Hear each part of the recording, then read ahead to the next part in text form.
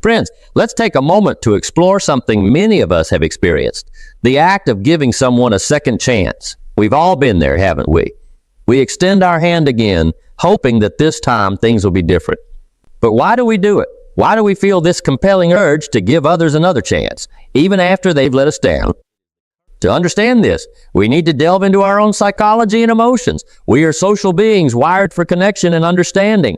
At our core, we have a natural tendency to forgive, to see the best in people, and to believe that they can change. We want to believe in redemption and the possibility that someone can learn from their mistakes and do better next time. This optimism is part of what makes us human, but it can also be what leads us to disappointment. Imagine a friend or a colleague who has wronged you. They come back apologetic, promising to change. Your heart, eager for harmony and resolution, considers their plea. You remember the good times, the shared moments, and the potential you once saw in them.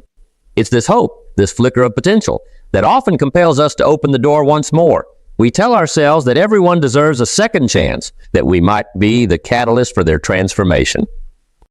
But here's the hard truth. Not everyone takes that second chance as an opportunity to grow.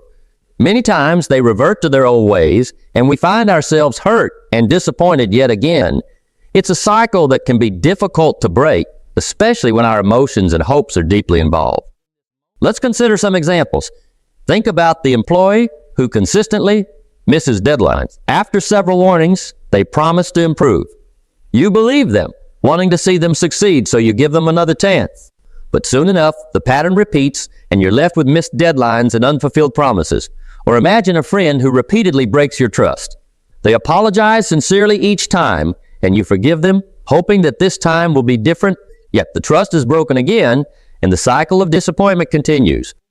Why do we keep doing this? Why do we give second chances, hoping for a different outcome? One reason is the fear of being seen as harsh or unforgiving. We don't want to be the person who didn't give someone another opportunity to make things right. We worry about the judgments of others and our own conscience. Another reason is the investment we've made. When we've invested time, energy, and emotions into a relationship or a person, it's hard to walk away. We want our investment to pay off, and sometimes we believe that one more chance is all they need. Why do we feel compelled to give others another chance, even after they've let us down? Is it out of kindness, fear, hope? Maybe it's a mix of all three. We want to be kind to give people the benefit of the doubt, and we fear the repercussions of cutting ties. Most importantly, we hope for change. Hope is a powerful emotion. It can drive us to achieve great things, but it can also keep us tethered to situations that are not in our best interest. Think about a time when you gave someone a second chance and it didn't work out. How did it make you feel? Did it lead to growth, or did it lead to more pain and frustration? Reflecting on these experiences helps us understand the true cost of giving second chances. It's not just about the other person.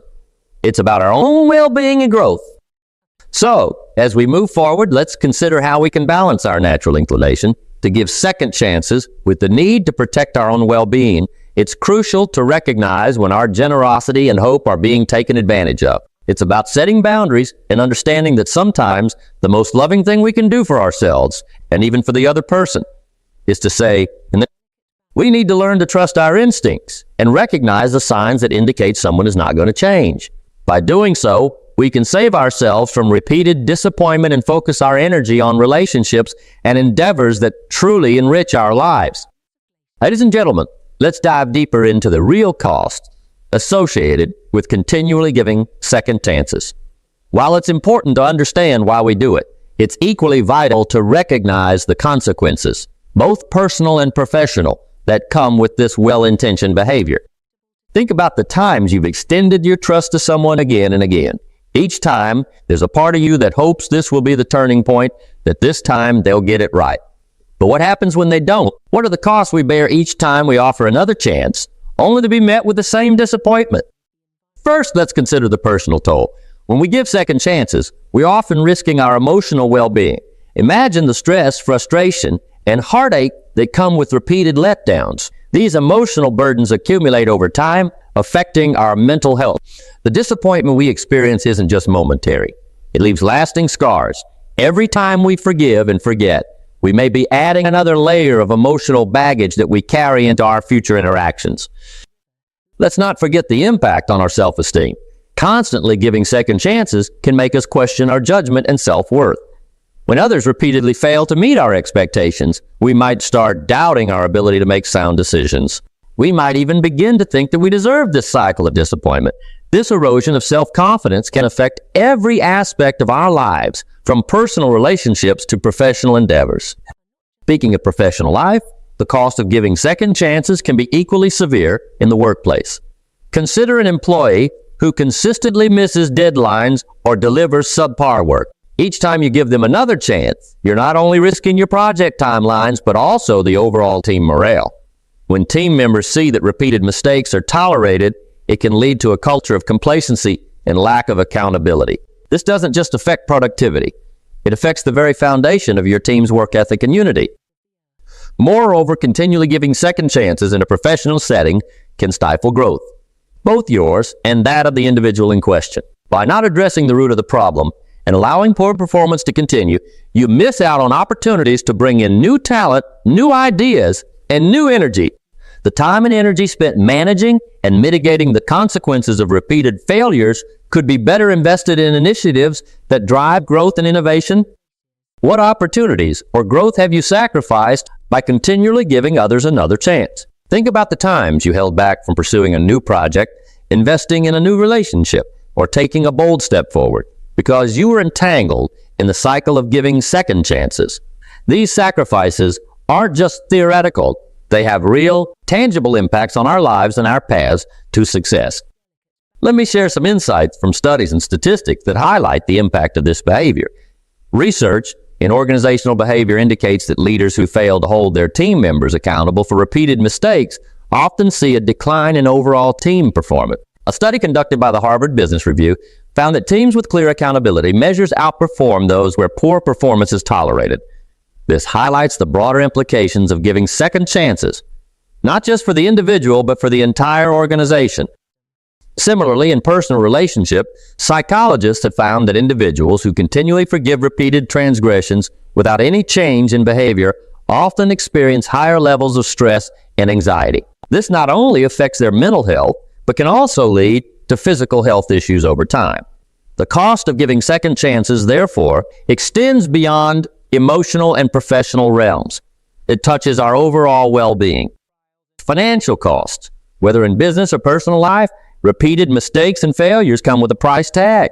In a business context, this could mean lost revenue, additional training costs, or even the financial burden of having to replace an employee. In personal life, it might mean financial support to someone who consistently mismanages money, leading to financial strain on your own resources. The time factor is another critical aspect. Time is our most precious resource, and every moment spent giving someone a second chance, when it should be evident they are not going to change, is time that could be spent on more productive, rewarding, and growth. Time wasted on repeated disappointments can never be recovered, and this lost time represents lost potential. So, why do we keep giving second chances despite these costs? The answer often lies in our hope for change and our fear of finality. We hope that this time will be different, and we fear the consequences of severing ties, whether it's losing a friendship, causing workplace disruption, or facing the unknown. But at what point do we recognize that the cost is too high? It's essential to balance our desire for harmony and second chances with the reality of the situation. We must develop the wisdom to know when enough is enough and the courage to act on that wisdom. It's about valuing our time, our resources, and our emotional health enough to make the tough decisions. Why pause for a moment and reflect again? What opportunities or growth have you sacrificed by continually giving others another chance? This is not just a rhetorical question. It's a call to action. It's time to evaluate the patterns in your life and make conscious choices that favor your growth and well-being. Now let's commit to recognizing the true cost of giving second chances. It's not about being unkind or unforgiving. It's about being wise and valuing ourselves. It's about setting boundaries and creating an environment, both personal and professional, that fosters accountability, growth, and true progress. Ladies and gentlemen, we've discussed why we give second chances and the costs associated with it. Now, let's focus on something crucial. Recognizing when enough is enough. This is often the hardest part because it involves looking at situations and people we care about and making the tough decision to move on. but it's also one of the most empowering steps we can take for our own growth and well-being. So how do we know when it's time to stop giving second chances? The signs are often there, but recognizing them requires honesty and clarity. One of the most obvious signs is a pattern of repeated behavior. If someone continues to let you down in the same ways despite promises to change, it's a clear indication that they are not taking your kindness seriously. Actions speak louder than words, and when those actions consistently fail to align with promises, it's a signal that it's time to reconsider. Another sign is the impact on your own well-being. If giving someone a second, third, or even fourth chance is causing you stress, anxiety, or emotional pain, it's time to step back. Your mental and emotional health should always be a priority. When you find yourself constantly worrying about whether someone will follow through or live up to their word, it's a sign that the relationship is taking more from you than it's giving. Consider the people in your life who constantly drain your energy. These might be individuals who always need help but are never there when you need them, or who consistently make promises they don't keep. Reflect on how much time and emotional energy you've invested in trying to help them change. Has it been worth it? Have they made any real progress, or are you just stuck in a cycle of hope and disappointment? Another critical sign is how this pattern affects your relationships with others. When you spend too much time giving second chances to someone who doesn't deserve it, you might neglect those who do. Think about the people who have always been there for you, who have supported you without fail. Are you giving them the attention and appreciation they deserve?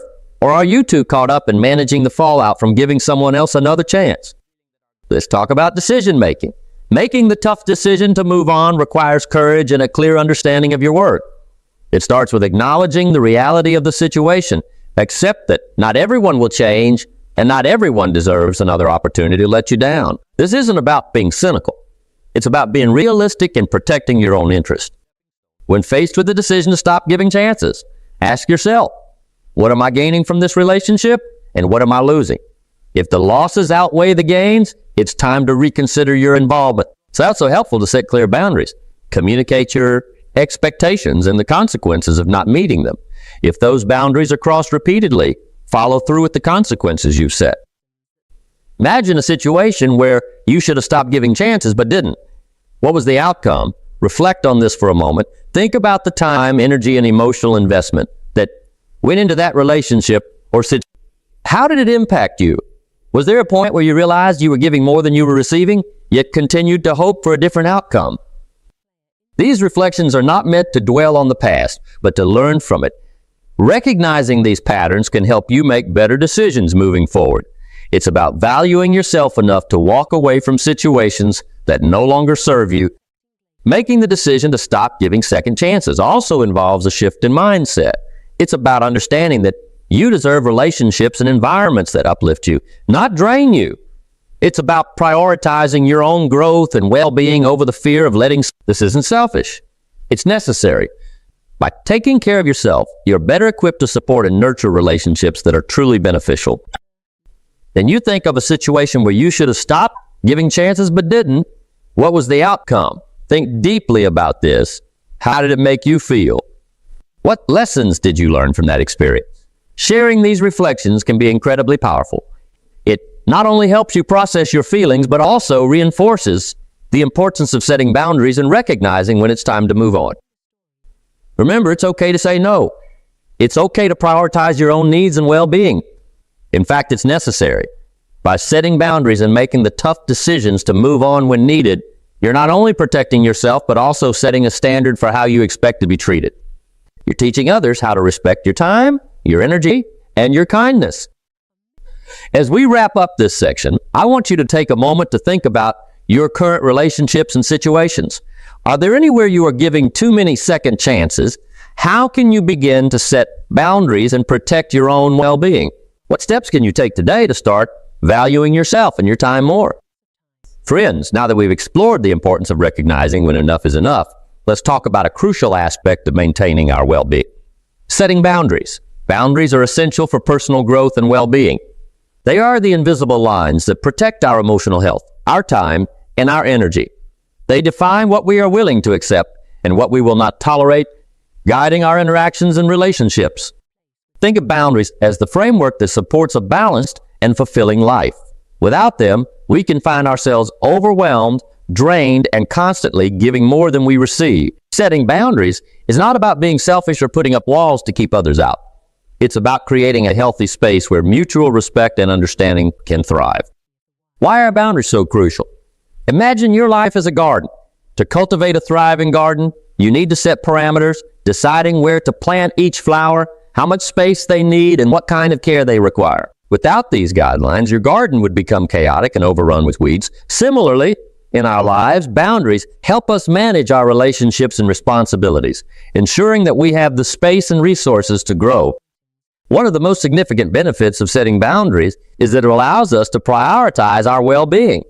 When we establish clear limits, we protect ourselves from being overextended and stressed. This self-care enables us to be more present and engaged in our relationships and responsibilities, leading to a more balanced and satisfying life. Now, let's discuss some practical steps for setting and enforcing boundaries. The first step is self-awareness. Take some time to reflect on your values, needs, and limits.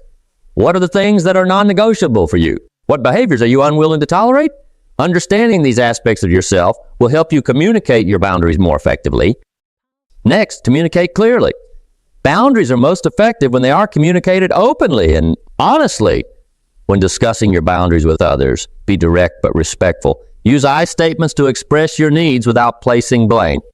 For example, instead of saying, "You always take advantage of me," you could say, "I feel overwhelmed when I take on too many responsibilities, so I need to limit how much I can help." It's also important to be consistent. Once you've set a boundary, stick to it. Consistency reinforces your commitment to your well-being and helps others understand that your boundaries are serious. If you waver or make exceptions too often, it can undermine the effectiveness of your boundaries and lead to confusion. Another practical step is to anticipate pushback. When you set new boundaries, especially if you've been lenient in the past, some people may resist or push against them. This reaction is normal, and it doesn't mean your boundaries are wrong. Stay firm and remind yourself why these boundaries are important for your well-being. Boundaries also require self-care and reflection. Regularly check in with yourself to assess whether your boundaries are being respected and whether they need to be adjusted. As you grow and change, your boundaries might evolve, and that's perfectly okay. How? Provoking question. How can setting boundaries improve your relationship and your life overall? Think about it.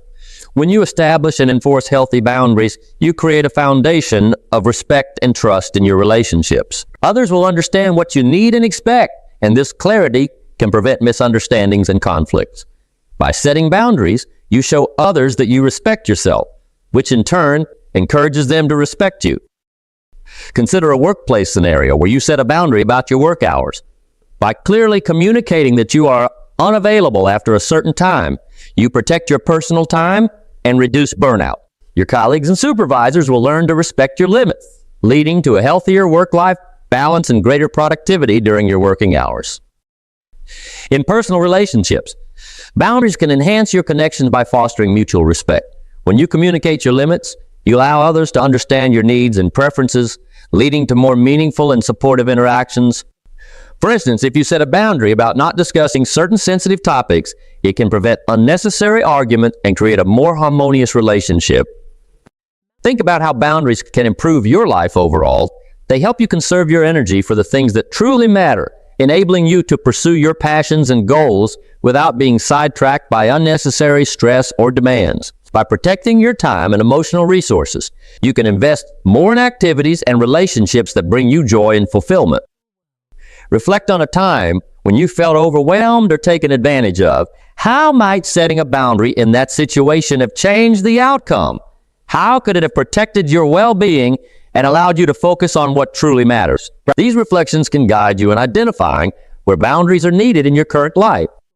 Setting boundaries also teaches others how to treat you.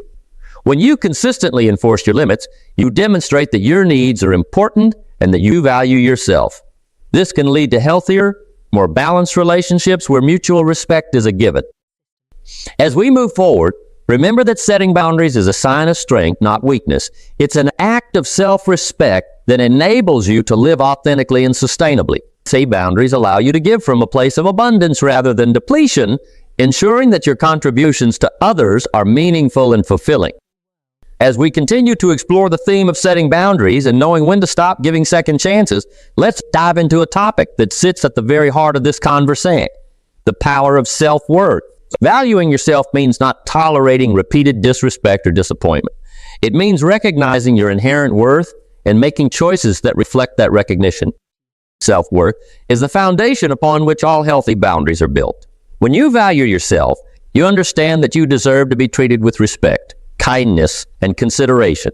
You realize that your time, energy, and emotions are precious resources that should not be squandered on people or situations that do not honor your worth. Consider for a moment the power that comes from truly valuing yourself. When you respect yourself, you set a standard for how others should treat you. You become less willing to accept behavior that undermines your dignity or well-being. This isn't about arrogance or entitlement.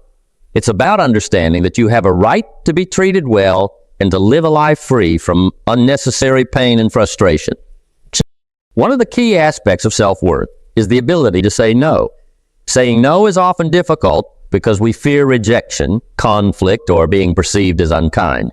But when you respect yourself, you realize that saying no is a necessary part of protecting your well-being. It's a way of affirming your priorities and ensuring that your needs are met. Imagine the changes that could occur in your life if you prioritized your self-worth. Think about how different your relationships, your work, and your overall sense of happiness might be. How would your life change if you prioritized your self-worth and stopped giving endless second chances? Take a moment to really ponder this question. The answers might surprise you. If you prioritized your self-worth, you would likely find yourself surrounded by people who respect and appreciate you. Your relationships would be based on mutual respect and understanding, rather than on repeated disappointments and unfulfilled promises. You would have more energy and time to devote to the things and people that truly matter to you, because you wouldn't be constantly dealing with the fallout from giving undeserved second chances. In your professional life, prioritizing your self-worth could mean setting clear boundaries around your work hours, your responsibilities, and your interactions with colleagues. You would no longer feel the need to tolerate behavior that undermines your professionalism or drains your energy. Instead, you would focus on creating a work environment that supports your growth and well-being.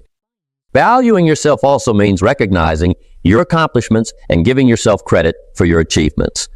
It's about acknowledging your strengths and contributions rather than constantly seeking validation from others.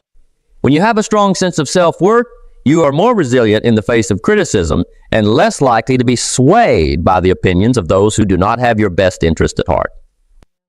Empowerment comes from understanding that you're in control of your own life. You have the power to make choices that reflect your values and priorities. You have the right to walk away from situations and people that do not honor your worth. This empowerment is not about exerting control over others. It's about taking control of your own destiny. Think about the people you admire. What is it about them that stands out? Often, it's their sense of self-worth and the way they carry themselves with confidence and dignity. These individuals do not allow themselves to be mistreated or taken for granted. They set clear boundaries and make choices that reflect their values. This is the kind of empowerment that comes from prioritizing self-worth. How would your life change if you prioritize your self-worth and stop giving endless second chances? Imagine the freedom and peace that would come from letting go of relationships that do not serve you. Picture the sense of accomplishment and fulfillment that would arise from investing your time and energy in pursuits that align with your true self. When you prioritize your self-worth, you open the door to genuine, respectful relationships. You create a life where your needs and desires are honored, not overlooked. You cultivate an environment that supports your growth and well-being rather than one that drains and depletes. As we discuss the power of self-worth, remember that this is a journey. It's not about making drastic changes overnight, but about making small, consistent choices that honor your value. Start by identifying areas in your life where you are giving too much and receiving too little. Begin setting boundaries that protect your time and energy. Practice saying no when something doesn't align with your values or well-being. Self-worth also involves self-care. Take time to nurture yourself, whether through hobbies, exercise, meditation, or spending time with loved ones. When you take care of yourself, you reinforce the message that you are valuable and deserving of care and As we wrap up this discussion on self-worth, I encourage you to take a moment each day to affirm your value. Look in the mirror and remind yourself that you are deserving of respect, kindness, and love. Surround yourself with people who uplift and support you, and distance yourself from those who do not. Now, as we delve further into our discussion, let's focus on one of the most challenging yet liberating aspects of personal growth. Finding the strength to let go. Letting go of toxic relationships and situations requires immense emotional resilience, but it also paves the way for positive change and growth. Think about the relationships and situations that have held you back. Often, these are the ones filled with repeated disappointments, broken promises, and emotional turmoil. The process of letting go is not easy. It demands a deep well of emotional strength and resilience. But it is this very act that can transform your life. Emotional resilience is the ability to bounce back from adversity, to recover from setbacks, and to adapt to change. It's about having the inner strength to confront difficult emotions, to face the pain of letting go, and to move forward with hope. And letting go requires us to confront our fears and insecurities, to acknowledge the reality of our situation, and to make the conscious decision to prioritize our well-being. Imagine for a moment the courage it takes to let go of a toxic relationship. This could be a friendship, a romantic relationship, or even a professional relationship that has turned sour. It's never easy to walk away from something that once held promise and potential. Yet holding on to something that harms you, hoping it will change, often leads to more pain and disillusion. One of the keys to finding the strength to let go is to recognize your own worth. When you value yourself, you understand that you deserve relationships that uplift and support you, not ones that drain and diminish you. You realize that your time and energy are precious, and you choose to invest them in people and situations that reflect your values and aspirations. Letting go is an act of self-respect and self-love. It's about choosing to live authentically and align your life with your true self. It's about creating space for new opportunities and relationships that bring joy, fulfillment, and growth. Consider the positive changes that come from letting go. When you release toxic relationships, you free yourself from constant stress and negativity. You open up space in your life for positive experiences and connections. You gain clarity and focus, which allows you to pursue your goals and dreams with renewed energy. Think about a time you let go of a negative influence. How did it improve your life? Reflect on this for a moment. Perhaps it was a friendship that had become one-sided, where you were always giving and never receiving. Maybe it was a job that drained your passion and creativity. Or it could have been a romantic relationship where you were not valued or respected. When you let go of these negative influences, what happened? Did you feel a sense of relief, of freedom? Did you find that your energy levels increased? That you had more time and space to focus on what truly mattered to you? Often letting go of the old makes way for the new. It allows you to rediscover your passions, to reconnect with your true self, and to build a life that aligns with your values and aspirations. Letting go also strengthens your emotional resilience. It teaches you that you have the power to make choices that honor your well-being. It shows you that you can face difficult emotions and come out stronger on the other side. Each time you let go of something that no longer serves you, you reinforce your ability to navigate change and to trust in your own strength. Now let's engage in some reflection. Think about a situation or relationship in your life right now that may be holding you back. What would it feel like to let go of it? How would your life change? What new opportunities and experiences might come your way if you created space for them? As you reflect, remember that letting go is not an act of giving up. It's an act of empowerment. It's about choosing to move forward rather than stay stuck in a place that no longer serves you. It's about trusting that you deserve better and that you have the strength to create a better future for yourself. Letting go can also inspire those around you. When others see you prioritizing your well-being and making choices that reflect your self-worth, they may be inspired to do the same. You become a role model for resilience and self-respect, showing others that it's possible to break free from toxic patterns and to build a life that is fulfilling and joyful. In our journey through life, we will all face moments where we must let go. These moments are often accompanied by fear and uncertainty, but they are also opportunities for growth and transformation. By finding the strength to let go, we open ourselves up to new possibilities and experiences that can enrich our lives in ways we never imagined. As we continue our discussion, it's vital to recognize the significance of building and maintaining a supportive network. In our journey of personal growth and fulfillment, The people we surround ourselves with play a crucial role. Healthy relationships are the backbone of a fulfilling life, providing us with the support, encouragement, and companionship we need to thrive. Imagine the difference it makes when you have supportive and trustworthy people in your life. These are the individuals who celebrate your successes, stand by you during tough times, and offer honest feedback to help you grow. They are your cheerleaders, your confidants, and your partners in this journey called life. Surrounding yourself with such people not only enriches your life, but also propels you towards your goals with greater confidence and resilience. Think about the times when you faced challenges. Who were the people that stood by you, offering their unwavering support? Reflect on the moments of joy and celebration. Who shared those moments with you, amplifying your happiness? These individuals are your true support network, and nurturing these relationships is essential for your well-being. Building a supportive network starts with identifying the qualities that you value in relationships. Trust, honesty, empathy, and mutual respect are the foundation of healthy relationships.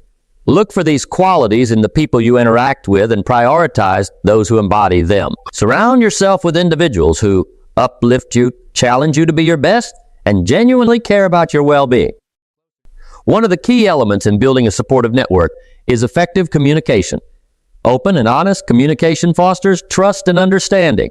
Share your thoughts, feelings, and aspirations with those close to you, and encourage them to do the same.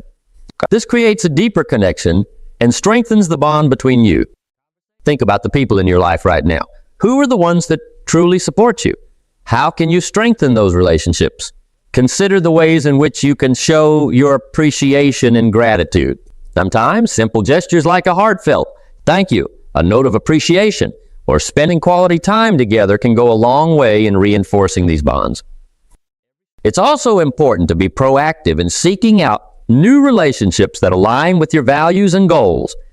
Join communities or groups that share your interests and passions, whether it's a professional network, a hobby group, or a community organization. Engaging with like-minded individuals can expand your support network and introduce you to new opportunities and perspectives. Maintaining a healthy support network requires effort and commitment. Just as you would tend to a garden, nurturing relationships involves regular care and attention. Make time for the people who matter to you. Listen actively, offer your support, and be there for them in times of need. Building a supportive network is a reciprocal process where giving and receiving support go hand in hand. Another crucial aspect of a supportive network is diversity. Surrounding yourself with people from different backgrounds, experiences, and perspectives can enrich your life and broaden your horizons. Diverse relationships offer new insights and help you grow in ways you might not have anticipated. Embrace the opportunity to learn from others and appreciate the unique qualities they bring to your network.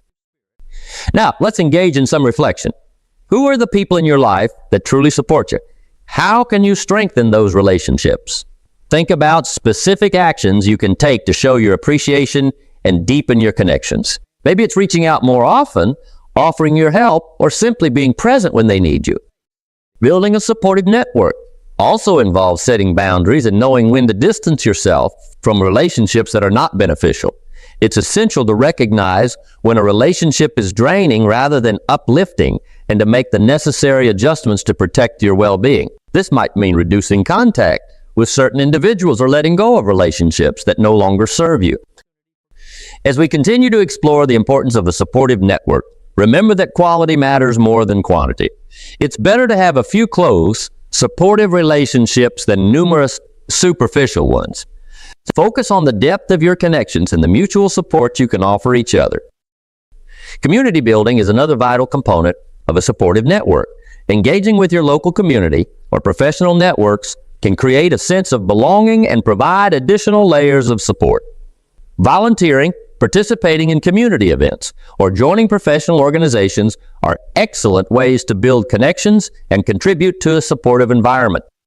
Think about how you can contribute to your community and build a network that not only supports you, but also allows you to support others. Acts of kindness, generosity, and collaboration create a positive ripple effect, strengthening the entire network. In our journey of personal growth, having a strong support network can make all the difference. It's the safety net that catches us when we fall and the springboard that propels us forward. By surrounding ourselves with supportive and trustworthy people, We create an environment where we can thrive and achieve our highest potential.